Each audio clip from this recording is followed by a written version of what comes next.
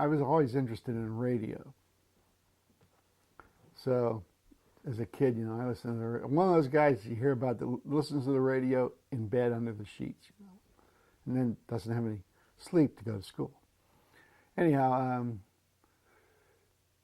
played around with radio for a long time and ended up working in Erie on a radio station for a while.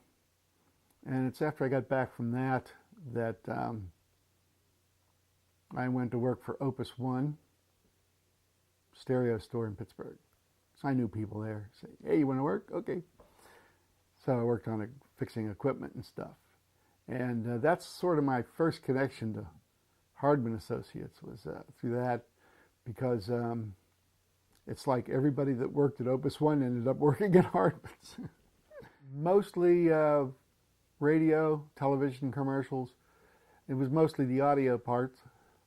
There were quite a few agencies in town at the time that did a lot of national stuff. And Bob Trode, that worked with Carl, not at the studio. I mean, he had his own advertising agency. He did a lot of stuff up there too. So, and he did a lot of the announcing and stuff. And then Carl did announcing. Marilyn did announcing. Marilyn did a lot of writing. Carl did a lot of writing. So they worked basically on radio and television commercials and trade shows. They did trade shows for Sperry Rand and Univac computers. I asked Marilyn recently, I said, is there anywhere we could find some scripts from those old trade shows where it has the specs for those computers that we were making that were the size of a refrigerator? And that was small back then. She says, oh no, we don't have any of those. So I said, oh, it'd be great to see what the specs were, because I bet they were really, you know, small.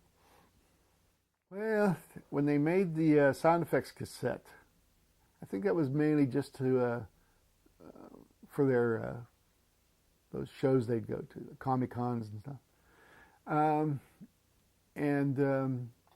Carl, I went into work. This is when I was working part-time on the south side, when it was Eastman Hardman. Eastman? How did that work? I forget. Anyhow,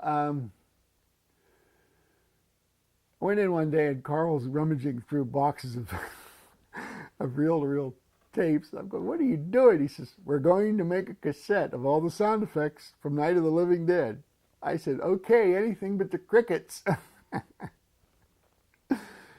So that's what we did. We spent about 2 or 3 days finding that stuff and putting it together. That's basically it. Old 1/4-inch tape, back on the same old machines. Well, of course, it was a recording studio, so they had all the equipment. Most of it was 1/4-inch tape.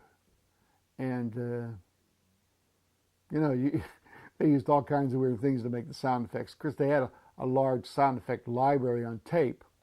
But there were certain things that just didn't sound right, so they made some of their own. I think it's on that cassette that we did later. I think they used an umbrella to make some sort of sound when they opened and closed it. Threw a watermelon on the ground. Weird stuff like that. You know how many watermelons they recorded?